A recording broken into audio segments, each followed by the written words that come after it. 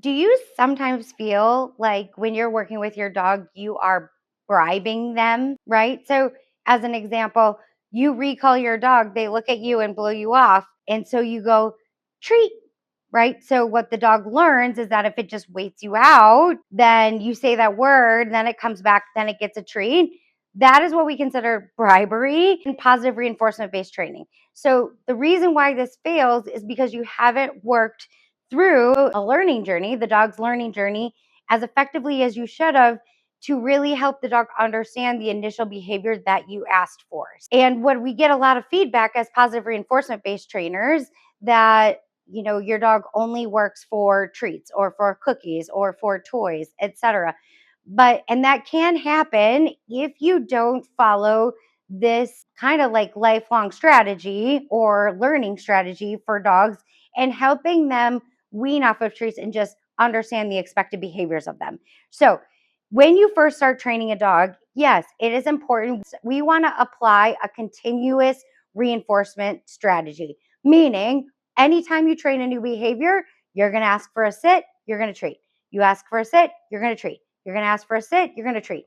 This makes sure that the dog fundamentally understands both the hand sign and the verbals. You want to continually reinforce those behaviors. Once a dog reaches about 80 or 90% compliance, that's when you can start using intermittent reinforcement schedules. So there's different ways that you can use intermittent reinforcement schedules. So there are fixed intervals. So let's say, as an example, you were working on sequencing cues: sit, down, watch, stand. Then in the fixed intervals, you would give the treat at a after a fixed amount of cues, right? So let's say in that example, your dog had built up to 3. So you ask for a sit, you ask for a down, you ask for a watch, then you reward. That is a fixed ratio. That means the treat comes kind of after a certain amount of behaviors, and it's a little bit expected. So that is one form of intermittent reinforcement you could use. The second one is using a variable ratio, which means the reinforcement comes randomly, and the dog isn't expecting it. So maybe the first sequence, I do a watch, then I do a down, then I do a sit, then I do a stand, then I reinforce. Then I ask for another cues. Then I ask for a sit. Then I ask for a watch.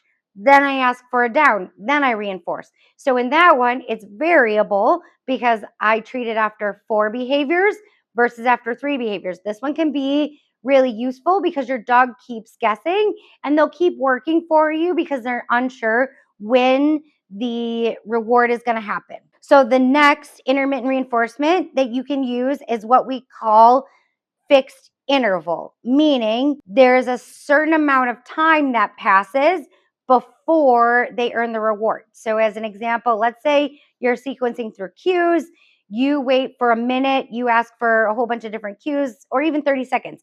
You ask for a sit, a down, a watch, a stand, a spin, a twirl, back into a reel. It's been 30 seconds, and then you deliver the treat. So, in a fixed interval reinforcement schedule, you want to be sure that you're keeping track of the time, so that the delivery happens when it needs to happen. The fourth way that you can use intermittent reinforcement is through variable intervals. So with a variable interval, this is for like more advanced training, is the time length is going to vary every time. So you might sequence through a whole bunch of cues and reinforce at 15 seconds. Maybe the next time you do 45 seconds.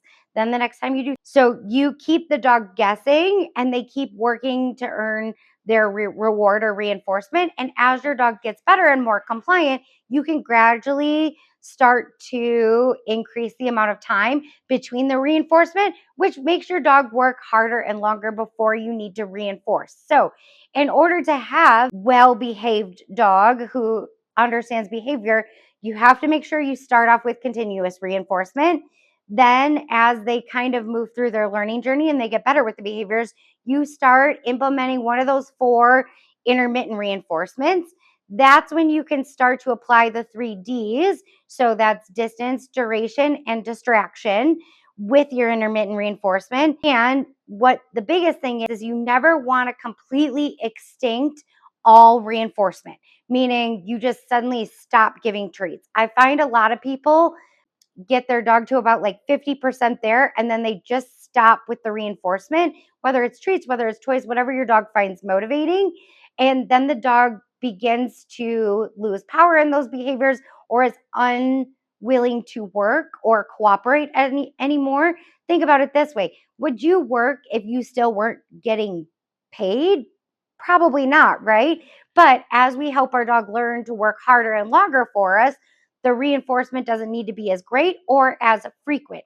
So if you want to get your dog to the point where you're not feeling you're having to bribe them, make sure you're following a dog's learning journey. Make sure you're following the process and how to essentially like wean them off of their reinforcement needs.